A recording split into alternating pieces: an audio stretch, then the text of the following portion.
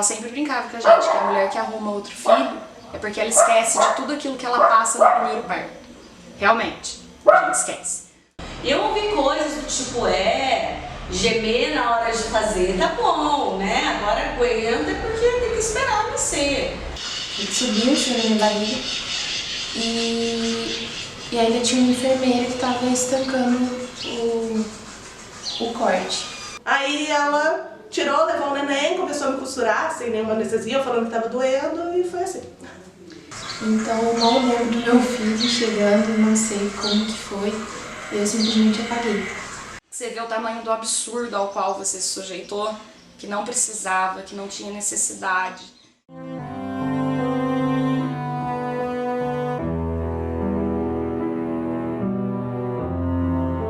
Bom, eu tinha 17 anos quando eu engravidei do Júlio, que é meu primeiro filho. Isso foi em 1998. Foi uma gravidez super saudável, né? Eu tive 9 meses de gestação muito tranquila, embora fosse muito nova para gerar uma vida. Eu fiz todo o pré-natal certinho, fiz o pré-natal com 2 médicos diferentes. Num eu acompanhava todos os dias, que era no SUS, né? Todos os meses, fazia todas as consultas. E no outro eu fazia mês sim, mês não, que era uma consulta particular, né? Porque eu tinha plano de saúde, era muito nova. O pai do Júnior também era muito novo, também não trabalhava naquela época, então a gente não tinha condições de pagar no plano de saúde ou uma consulta particular. Bem, primeiro eu engravidei com 14 anos, o que já é um grande susto, né? Durante os 9 meses do pré-natal, a única coisa que o médico fez, ele media a minha pressão e verificava o meu peso. 9 meses. Não tive nenhum tipo de informação de como ia ser o parto, que tipo de parto que ia ser, se podia entrar junto, se não podia entrar gente junto, como que ia ser. Meu primeiro parto, na verdade, eu não sabia ainda o que era uma violência obstétrica. Como eu era formada em técnico em enfermagem, eu tinha uma noção do que era parto, mas só naquela coisa mecânica do outro lado. Mas mesmo assim eu já tinha vontade de ter um parto normal. O Júnior ele tinha previsão de nascimento no dia 3 de dezembro de 1998. Lá pelo dia 4 de dezembro, caiu o que a gente chama de tampão, que já é um sinal de que a criança está para ver o mundo. Então no domingo, no dia 7 de dezembro, praticamente menos de uma semana depois que o tampão caiu, eu comecei a sentir as contrações. Isso era 20 horas, 8 horas da noite. Quando as contrações estavam a cada 10 minutos, eu falei para ele, olha, está na hora da gente ir para o hospital, porque isso foi orientação médica, e foi o que fizemos. Quando lá chegamos, a enfermeira olhou e falou assim, olha, realmente as contrações estão de 5 em 5 minutos, mas você não tem dilatação para parto normal. Né? Eram 5 dedos de dilatação e eu tinha 1 dedo de dilatação naquela hora. E aí ela falou, ou eu te mando de volta para casa com contração, ou eu te deixo aqui porque essa criança pode nascer a qualquer momento. E acabou que pela minha idade também eles resolveram me deixar no hospital, na observação, que eles chamavam na época de sala de pré-parto. Chegou o dia do parto, eu comecei a sentir dor, era 7 horas da manhã, fui para o hospital. Quando eu cheguei lá, eles já vieram, já colocaram aquele soro que acelera o trabalho de parto, então eu comecei a ter mais contração ainda. Quando foi umas 2, nisso, a cada 1 hora, 1 hora e meia, assim, mais ou menos, vinha uma enfermeira, um médico e fazia o bendito do exame de toque. Tinha 21 anos e foi no dia 29 de agosto. Na verdade, eu tinha ido mesmo para fazer uma consulta de rotina, né, uma cardiotoco. E durante esse exame, constatou que precisava já entrar para a sala de cirurgia e tudo mais. Eu não estava preparada, foi tudo no susto, assim, mas eles não me perguntaram como eu queria, o que ia acontecer, eu simplesmente entrei para a sala de cirurgia. A médica que me atendeu foi fazer o exame de toque, e aí ela já forçou para estourar a bolsa realmente estourou, e a partir dali eles me deixaram sozinha numa sala. Não pude me despedir de ninguém, falar com ninguém, pra mim era tudo muita novidade, porque eu Não sabia nada do que ia acontecer, mas eu mesmo sem dor, só sabia que eu tinha que ficar ali.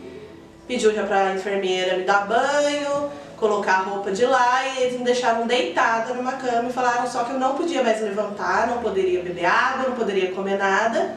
E eu fiquei numa sala de pré-parto junto com outras mulheres em trabalho de parto. E depois disso eu fiquei ali sem entender muita coisa. Se eu não acolho essa mãe, se eu não explico que aquela dor é importante porque ela vai liberar substâncias para aquele bebê vir mais protegido, mais seguro, que eu posso dar remédio para ela, para aliviar a dor, mas eu também posso dar carinho, atenção, massagem, banho quente. Dá para fazer isso no SUS? Dá. Você só precisa de um ser humano que queira fazer. O acompanhante é de livre acesso na maternidade. E a enfermeira examinou, o médico plantonista olhou e falou: olha, você é muito nova, você tem condição de ter parto normal. Então pode continuar aí esperando que essa dilatação vai vir e a criança vai nascer. E eu de 5 em 5 minutos com contração e aquilo não evoluía. Então eu passei de domingo à madrugada, domingo o dia todo, segunda de manhã, segundo dia todo com contrações, e a criança não nascia, porque eu não tinha dilatação para parto. E eu achava que eu fosse morrer. Aí depois de umas horas, umas 2, 3 horas da tarde mais ou menos, o médico chamou meu pai e minha mãe, falou que eu não tinha nenhum tipo de passagem, que eu tava com 2 dedos de dilatação e muitas horas já de trabalho de parto, que para se ter um filho eu tinha que abrir a perna igual uma rã e eu não conseguia fazer isso. Aí ele falou pro meu pai que se eu não fizesse uma cesárea, que ele ia cobrar pela cesárea, eu tava na Santa Casa, mas mesmo assim ele ia cobrar a parte, que se eu não fizesse a cesárea, que ele ia ter que tirar o Iago com fórceps, que aí ia ser perigoso pra nós dois. As contrações foram chegando, eu tinha vontade de levantar, a enfermeira não deixava, eu fiquei com muita sede, eu não podia beber água, só podia ficar deitada do lado esquerdo, e fizeram a raspagem dos pelos sem me perguntar nada, fiquei sem ninguém me orientar. Né? De vez em quando a médica vinha, fazia o exame de toque e só me falava que não estava na hora. Eu já sentindo muita dor, chamava a enfermeira também só me falava que ia demorar muito porque era meu primeiro filho, então o trabalho de parto podia durar até 48 horas, que se eu achava que estava doendo ia doer muito mais. Qualquer coisa que a gente precise fazer com uma paciente, a gente precise ter o consentimento dela. Às vezes ela não é capaz de entender, porque ela está num momento que não é favorável. Mas a gente tem que comunicar a ela e comunicar ao acompanhante.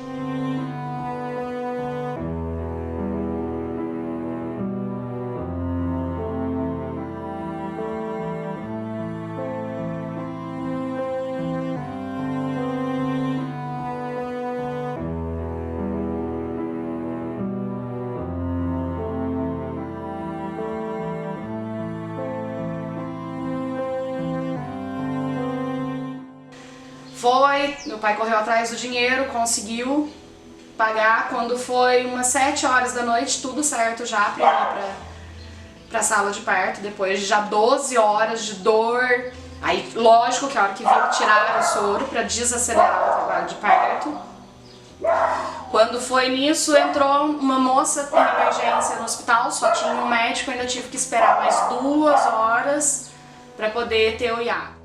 Quando foi madrugada de segunda para terça, o médico foi ao parto e falou: olha, eu não aguento mais. Ele falou: você aguenta, você é jovem, você não aguenta. E eu ouvi coisas do tipo: gemer na hora de fazer, tá bom, né? Agora aguenta porque tem que esperar nascer. Me senti uma prostituta, né? Sem preconceito algum, mas me senti alguém que, né, tipo, tava usufruindo do próprio corpo. Como se isso também fosse um problema, mas enfim, me senti muito mal, me senti um lixo. Porque eles não permitiram a entrada da minha mãe, do meu pai, do meu marido, de ninguém. Acho que foi o pior momento mesmo, foi essa sensação que eu sabia que eles estavam me cortando e eu olhava pro lado, não tinha ninguém comigo. Eu não sabia o que ia acontecer, se criança tinha que chorar na hora. Foi assustador, assustador. Então eu passei sozinha, sem medicamento, sem nada, deitada numa cama de domingo até segunda para terça. Na terça-feira me prepararam para a cirurgia. Eu já não aguentava, não tinha forças nem para andar, não conseguia comer, não conseguia tomar água, porque estava insuportável realmente. Eu sinceramente não sei como aguentei, não sei como aguentei. E fui preparada para o parto, etc. O plantonista falou assim, viu? Eu falei para você que se não saísse por cima, sairia por baixo, né? Fazendo aquelas brincadeiras que não tem graça para quem está morrendo de dor. E o alívio que eu senti quando eu tomei aquela anestesia na coluna foi uma coisa indescritível. Eu não aguentava mais. Eu rezei, eu meditei, eu chorei. Eu andava pelo hospital para tentar diminuir a dor. Né? As enfermeiras não tinham paciência de conversar ou de dizer, né? Olha, vou te trazer um chá, ou sei lá, olha, fica calma, vai dar tudo certo. Aí lá, disseram que minha barriga estava muito alta, que ele não tinha se encaixado ainda. E foi que eles começaram a fazer manobras que, assim, doía muito e chama massagem obstétrica, né? E eles colocavam a mão muito forte no meu peito. Uma médica, a ginecologista, ela apertava meu peito, enquanto um outro médico apertava minha barriga, subia sobre a minha barriga. E ainda tinha uma enfermeira que estava estancando o corte. Então, o Crystal-Air é uma manobra de pressão que é feita no fundo uterino para ajudar a expulsão do bebê. O útero é um músculo extremamente potente e na hora que ele contrai, essa contração tem que vir como se aqui fosse um útero, tá? Então, a contração ela tem que vir do fundo do útero para o colo do útero. Algumas pacientes têm arritmia nessa contração.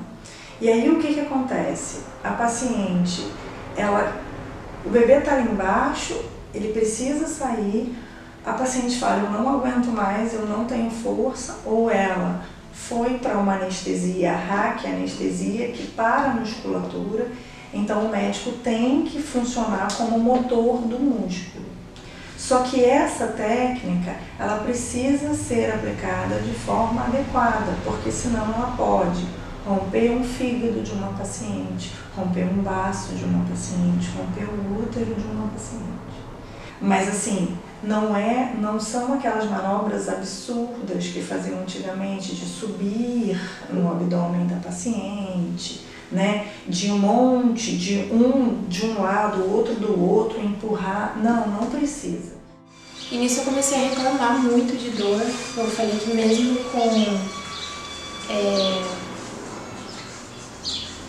com anestesia eu ainda estava sentindo muita dor, porque não era embaixo, era aqui em cima do meu peito, e eu estava com muita falta de ar. Então não me perguntaram também e resolveram me sedar por completo. Então eu não lembro do meu filho chegando, não sei como que foi, eu simplesmente apaguei. No dia seguinte, quando consegui, isso foi 8 horas da noite, e eu consegui acordar, assim, e foi no outro dia, umas 10 horas da manhã.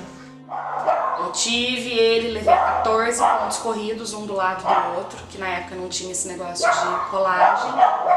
No outro dia, ele já veio passar a noite comigo. E eu nunca tinha segurado um bebê recém-nascido na minha vida. A primeira criança que eu segurei no colo foi o meu mesmo. Fiquei a noite toda sozinha, minha mãe não passou a noite comigo no hospital, meu marido, ninguém. Sozinha.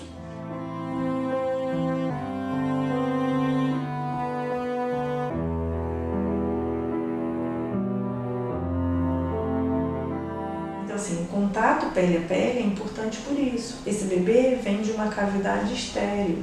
Ele precisa ser colonizado pelas bactérias na pele. Quem coloniza o bebê? A mãe. A mãe passa toda a história de proteção dela por esse contato pele a pele, além dos dados psíquicos. Esse bebê é um bebê mais tranquilo, ele mama melhor, ele dorme melhor, ele fica menos doente. Eu percebi que havia uma resistência muito grande no hospital em fazer a cirurgia, né? E fui então lá para a sala de parto. Quando, na preparação, né, anestesia, etc., esse meu médico, ele falou, olha, eu vim para acompanhar o parto, para olhar como ela está, por uma caridade, porque eu não estava pagando, não tinha condição, eu veio por caridade, né? E quando o Júnior foi retirado da minha barriga, o pezinho dele estava preso no minha costela, que é comum acontecer quando a criança se mexe muito e tal, no caso ele tinha se mexido por conta da contração.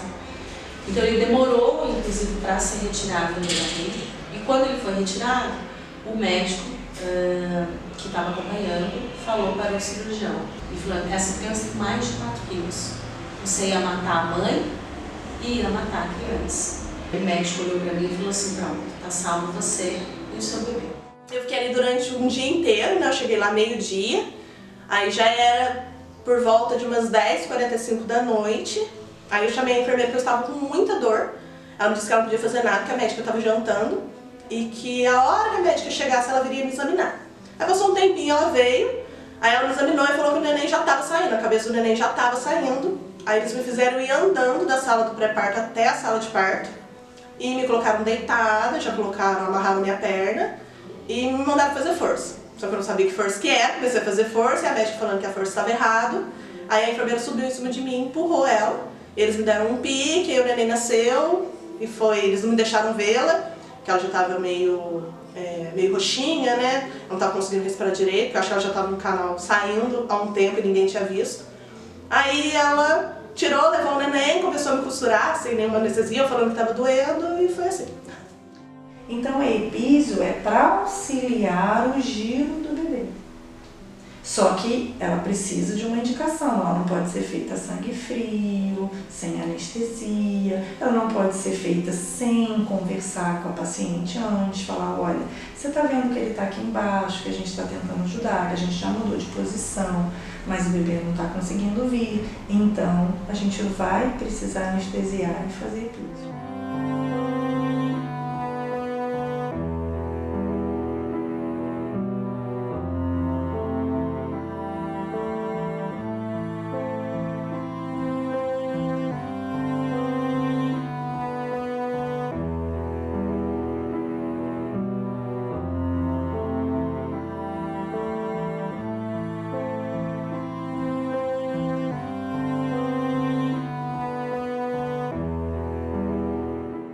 Outro dia de manhã, depois das 12 horas do parto, que você pode levantar, eu tava com dor, não conseguia levantar, a enfermeira foi, colocou uma cadeira dentro do banheiro, olhou na minha cara e falou, levanta e vai tomar banho. Se você sentir que você vai desmaiar, você senta.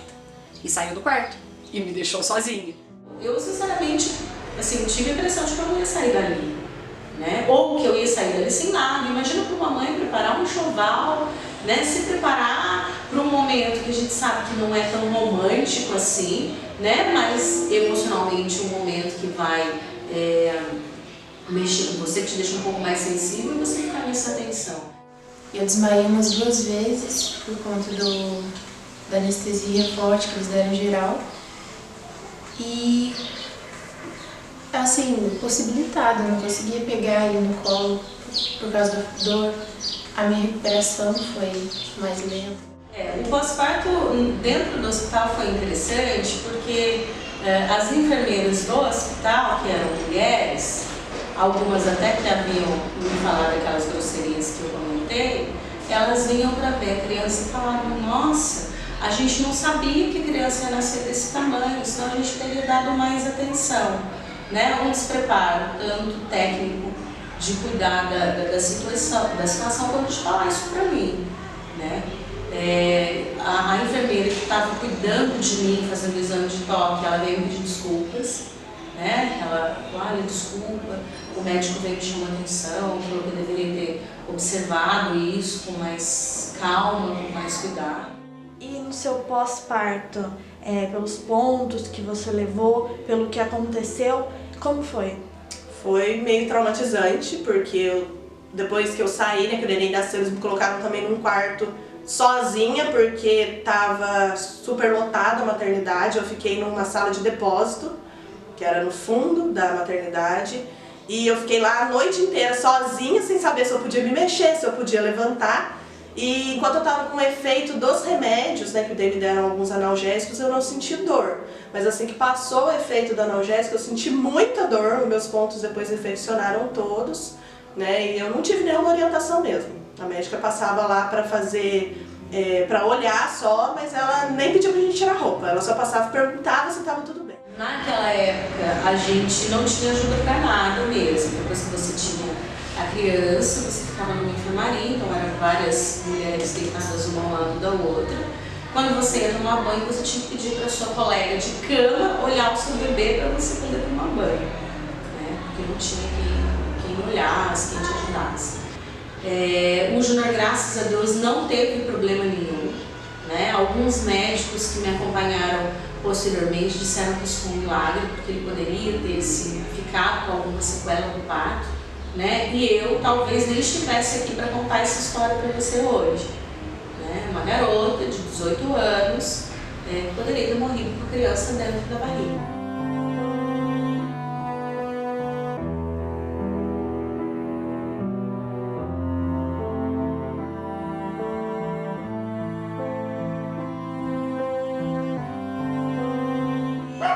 Isso influenciou nas suas outras gestações? Influenciou muito, porque primeiro que eu demorei 8 anos para ter outro filho. A minha avó sempre brincava com a gente que a mulher que arruma outro filho é porque ela esquece de tudo aquilo que ela passa no primeiro parto. Realmente, a gente esquece. Eu fiquei traumatizada durante um tempo que eu não queria mais filhos. Na verdade, mais por causa do parto, porque pra mim foi muito difícil. Então eu fiquei pensando só que eu iria sentir toda a dor de novo, que eu iria passar por tudo aquilo de novo. E eu achava que era daquele jeito que eu sempre tinha visto, mas eu não me conformava, porque eu achava que é um momento tão importante na vida de uma mulher, e aí ela passar por tudo isso, coisas que ela não gosta, coisas que ela não se sente bem. E aí eu não queria mais filhos, né? Mas até que um dia minha filha começou a me cobrar que eu tivesse que ela queria um irmão, né? Que eu tivesse um outro bebê. Aí foi onde eu comecei já a me preparar para ter um outro neném que fosse diferente, muito diferente. Gravidez sempre é uma alegria, né? Quando você deseja, quando você está disposto a viver aquele momento que vai exigir muito de você, é sempre uma alegria. Mas quando se aproximava a hora do parto, eu sempre ficava em pânico. A minha segunda filha, por exemplo, quando eu fiz o ultrassom, eu me lembro que foi esse médico, inclusive esse meu anjo da guarda, que me acompanhou no segundo parto também. Eu falava para ele nas consultas assim, olha, eu não posso ter parto normal. Eu não posso ter parto normal, não quero morrer. E ele dizia, Flávia, fica calma, eu vou te acompanhar, vai dar tudo certo. Eu não quero. Isso me dava pânico. Me dava tanto pânico que assim, quando eu estava se aproximando dos 9 meses, eu queria fazer ultrassom toda semana, entendeu? E eu me lembro que eu chorava, porque aquele medo, né, de você passar e vivenciar a mesma experiência novamente é um medo horrível. O segundo parto já foi mais tranquilo, o parto em si, mas a médica também, que eu não tive uma boa experiência com ela, porque do 5º para o 6º mês eu ganhei um pouco mais de peso, engordei 3, 4 quilos em um mês.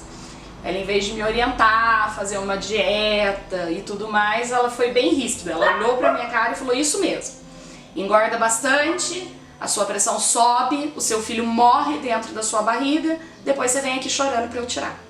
E mesmo assim eu tive com ela e tudo mais. Quando eu descobri que eu estava grávida do meu segundo filho, aí eu já comecei a pesquisar bastante coisa de tudo que eu queria que fosse o nascimento dele. Então isso mudou bastante, porque aí eu me senti um pouco mais tranquila em saber que eu poderia ter o meu outro filho de uma maneira diferente. Eu terminei o parto, saí da cesariana, aí eu já sabia que ele ia ficar comigo e tudo mais, ele já estava preparada para isso. Até a minha mãe pôde entrar no quarto depois, só que ela não ficou, porque eu tive uma reação à anestesia no meu segundo parto. Eu pedi que ele marcasse o parto da minha filha com 10 dias de antecedência. Eu pedi. Ele, o médico, não queria, muito experiente por sinal, mas de tanto que eu insisti, ele fez. Porque eu não tinha condições psicológicas de encarar novamente uma ultrassom, não sei como seria. No outro dia de manhã, com tudo estabilizado, tudo bem, quando eu fui levantar para tomar o banho, Tomei meu banho, voltei pro quarto, coloquei uma camisola. Nisso a minha médica passou no quarto para me ver. Ela olhou para mim e falou: nossa, que tamanho que tá a sua barriga. Eu tenho certeza que você não calou a boca 1 minuto. Você fica falando, olha como você tá de gases. E realmente, ninguém também havia me explicado que quando você faz uma cirurgia dessa, é preferível evitar de ficar falando para não ter esse tipo de acúmulo. Ela me deitou na cama junto com uma outra enfermeira. Falou: você trouxe cinta? Eu falei: eu trouxe, mas ela não serve. Eu trouxe num tamanho muito pequeno. Ela falou: serve sim. Eu deitei na cama, ela e a enfermeira vestiram a cinta em mim, enquanto ela apertava a minha barriga, a enfermeira vinha fechando o colchete da cinta. Que dor! Depois disso não usei mais cinta, acabou ficando, eu fui embora, cheguei em casa, a primeira coisa que eu fiz foi tirar a cinta, mas o tempo que eu fiquei no hospital, eu fui obrigada a ficar com aquela cinta me apertando, que precisaram de 2 pessoas para fechar. E foi a própria médica que fez isso. E como é que foi essa experiência com o parto mais humanizado, digamos assim? Foi bem menos traumatizante, foi mais ou menos do jeito que eu queria, né? Porque a gente ainda tem um problema de ter bebê pelo SUS, porque por mais que você tenha muitos direitos, que você fale muitas coisas, muitas vezes você não consegue tudo aquilo. Mas mesmo assim eu ainda consegui. Bastante coisa, foi bem mais fácil, foi bem mais do jeito que eu queria, o segundo parto. E da Mariane, que foi a caçula, eu fiz a mesma coisa. Quando faltavam ainda 10 dias para a data, eu pedi para minha médica: olha, eu não quero. Ela acompanhou toda a história, porque ela, infelizmente, ainda é filha desse meu médico, que seguiu a mesma carreira, que hoje ele não trabalha mais com isso. E ela, por ser mulher, inclusive, foi muito delicada, muito atenta e muito presente no meu parto, do começo ao final, me garantindo tranquilidade em todos os aspectos. Foi o meu terceiro parto, foi em casa. Não foi planejado, mas foi também por medo do que eu iria encontrar no hospital. Foi sempre do jeito que eu queria. Era o que eu falava para todas as pessoas, tanto que todo mundo fala que foi planejado, porque era o meu sonho ter o meu bebê sem intervenção nenhuma. O segundo parto foi com um pouco de intervenção, mas foi porque eu quis, realmente, mas foi no hospital. E o terceiro foi assim, do jeitinho que eu sempre sonhei. Não teve intervenção nenhuma, eu almocei, eu entrei em trabalho de parto meio-dia, eu tive a primeira contração, e aí eu almocei, eu bebi água, eu fiquei andando, eu fiquei com meu marido, com os meus filhos, eu me senti tranquila, eu fiquei contando as contrações, aí até que eu decidi tomar um banho quente, aí foi onde ela nasceu. E eu tive do jeito que eu quis, na posição que eu quis, nem sem episiotomia, sem precisar raspar pelo, sem nada, e ela nasceu bem, o cordão parou de pulsar, para depois a gente cortar o cordão, que foi no hospital, foi o momento que eu fui. Mas aí foi do jeito que eu sempre sonhei na minha vida. O que é humanizado? Eu não gosto desse termo. Eu gosto do parto adequado, o parto respeitoso. O que é um parto respeitoso? É respeitar o protagonista, os protagonistas desse processo do nascimento. Quem é? O bebê e a mãe. E depois que tudo passa, que você vê o tamanho do absurdo ao qual você se sujeitou, que não precisava, que não tinha necessidade, mas que na hora da dor ali, do desespero, do medo, o primeiro parto foi o mais traumatizante de todos. Tinham vários fatores. Principal a idade, depois o medo, a incompetência do médico que me acompanhou e tudo mais, que não se preocupou em nenhum momento com o meu bem-estar ou com o bem-estar do meu filho. Então, foi tudo gerando uma busca por conhecimento. Eu fui querendo me informar mais, fui querendo saber mais, fui ficando mais esperta, a vida também vai ensinando, no fim acabou, no final, dando tudo certo. Eu pesquisei muito sobre isso, eu conversava com doulas e tudo mais, inclusive quando eu entrei na sala de cirurgia e eles começaram a colocar as coisas, eu falava: mas o que vocês estão fazendo? Aí eles sempre, não dando informação, então eu sabia que eu tinha direito a essas informações Eu sabia que a manobra que eles estavam fazendo era errada, né? E mesmo assim eu não pude fazer nada. Mas mesmo com toda essa informação, quando eu tive o problema do aborto, eu descobri que estava grávida no dia em que eu tive um sangramento. Eu comecei a passar mal, tive um sangramento, fui pro hospital, tava com uma hemorragia. O médico chamou o meu marido, falou pra ele, falou, olha, ela tá grávida, mas tá perdendo o neném, ela vai ficar internada pra gente ver o que tá acontecendo.